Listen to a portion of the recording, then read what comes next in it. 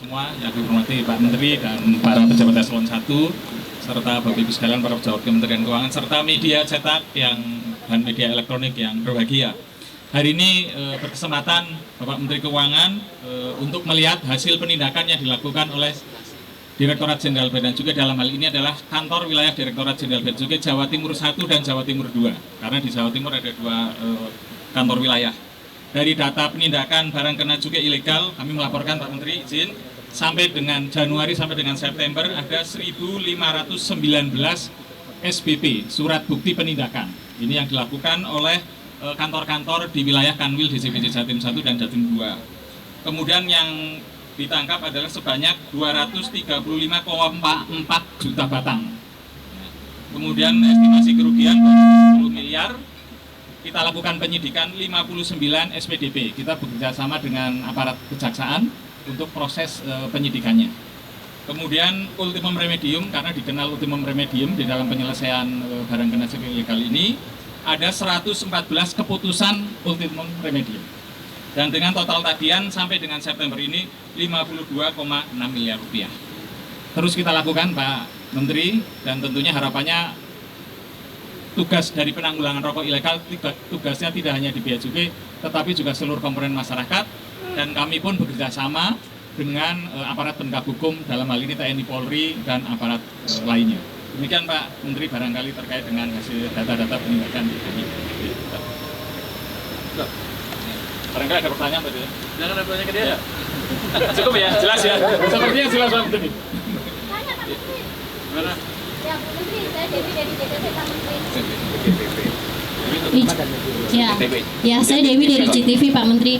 Tadi di awal kan bertemu dengan sejumlah kepala daerah Pak Menteri, apa yang didiskusikan, dan ada informasi ada pengurangan dana transfer. Itu seperti apa? Kan itu akan pasti berdampak pada ekonomi di daerah Pak Menteri. Padahal kan Pak Menteri ini lagi giat-giatnya bagaimana mendongkrak ekonomi gitu Pak Menteri. Kenapa kok malah terjadi pengurangan dana transfer? Kedua, Pak Menteri, di belakang ini kan ada sejumlah barang bukti.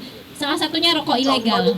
Jawa Timur itu kan sebenarnya wadahnya atau lumbungnya rokok gitu Pak Menteri. Ini kan sebenarnya pelaku usaha-usaha kecil.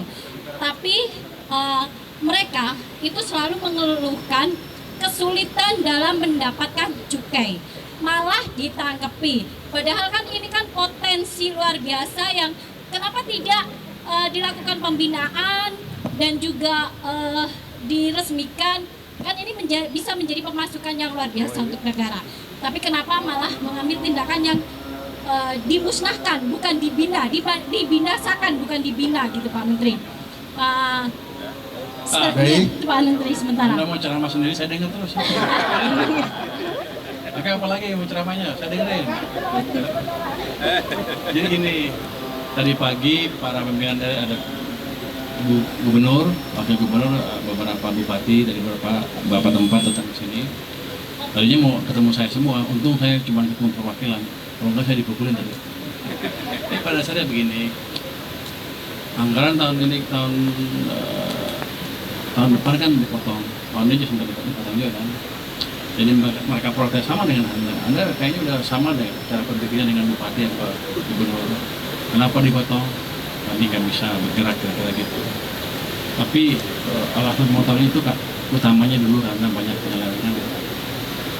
Artinya nggak semua uang yang dipakai dengan betul. Jadi itu yang membuat pusat agak, bukan saya ya, pemimpin itu agak gerak yang itu ingin mengoptimalkan. Jadi sebetulnya kalau uang yang di daerah bertambah, jadi kan di transfernya kan turun 200 ya, tapi program-program untuk daerah naik dari 900 ke 1.300 triliun, tambah lebih banyak. Jadi kita ingin melihat yang lebih kinerja uang yang lebih efektif, tapi tentunya nggak bisa tiba-tiba kan. Makanya untuk tahun 2026 nanti itu kan tadinya APBN-nya berapa, kami tambah lagi dengan 43 triliun tahun ke daerah. Saya pikir untuk antara sudah cukup itu. Nanti kita lihat ke depan seperti apa. Kalau dalam triwulan pertama, kedua tahun depan ekonominya membaik dan uang saya lebih banyak daripada sebelumnya, mungkin sebagian saya akan transfer lagi ke daerah. Jadi ekonomi di daerah sebetulnya uangnya nggak berkurang, malah ditambah secara net ya. Tapi kan biasa daerah kan pemerintah pengen jalanin sendiri. Jadi mereka mesti belajar juga perbaiki cara mereka menyerap anggaran. Jangan rame-rame nanti ada penangkapan apa itu ya. Selama ini kita. Jadi kalau mereka bisa menunjukkan seperti itu penyerapan yang baik dan bersih, harusnya saya bisa merayu pemimpin saya di atas untuk menambah dengan cepat. Jadi itu utamanya. Tapi ya seperti itu. Kalau uang kita ekonominya bagus, pajaknya makin besar, kita akan tambah. Yang kedua tentang ini, kenapa dibinasakan?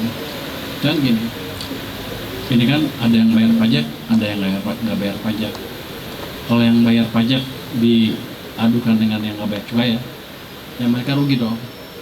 Jadi langkah pertama saya kan cukai nggak naik, tapi saya jamin ke mereka supaya income pemerintah naik, saya akan jaga pasar di sini jangan dikontaminasi dengan barang-barang selundupan. Itu pertama. Tapi pengusaha-pengusaha itu nggak akan kita buat mati.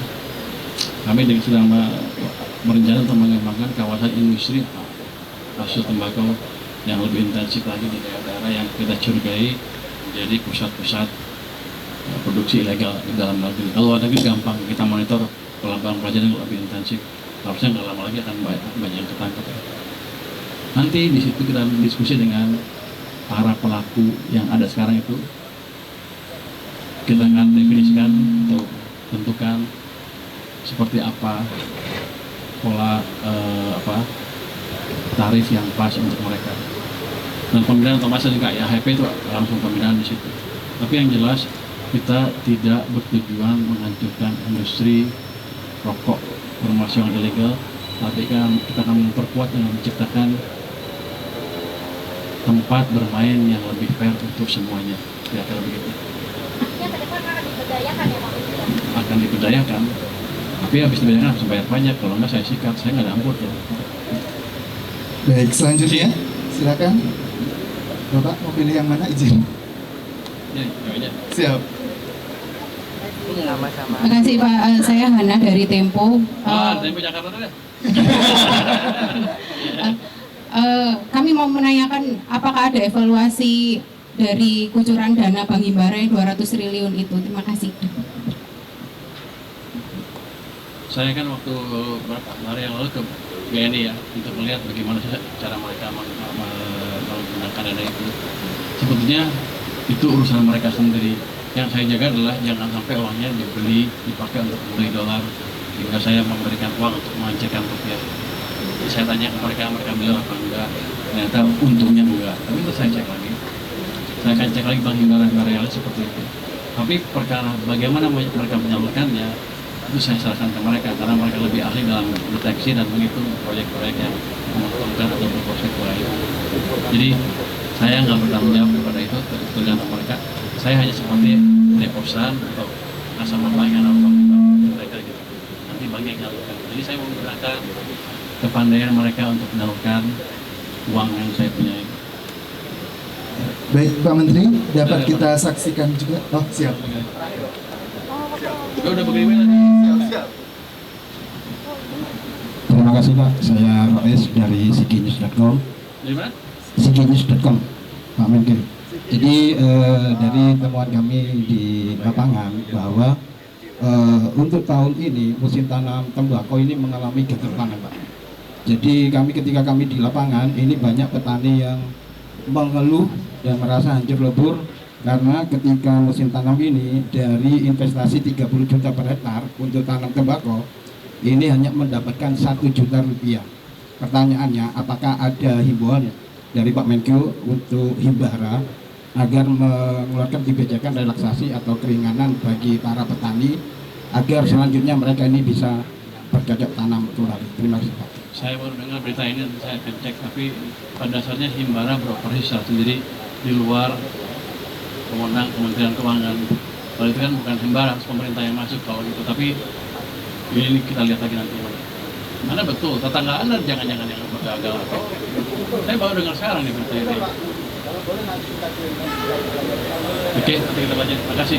Baik, Pak Menteri izin melaporkan bahwa sekarang kita juga melakukan pemusnahan secara simultan terhadap barang hasil pemeriksaan penindakan Bea Cukai Sidoarjo dan Bea Cukai Pasuruan. Yang pertama kami berikan kesempatan Bea Cukai Sidoarjo, silakan laporannya seperti apa?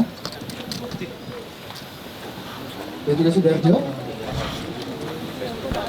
Yang terhormat Bapak Menteri Keuangan serta Bapak Ibu undang. Baik, sepertinya ada kendala, kita langsung ke Bea Cukai Pasuruan.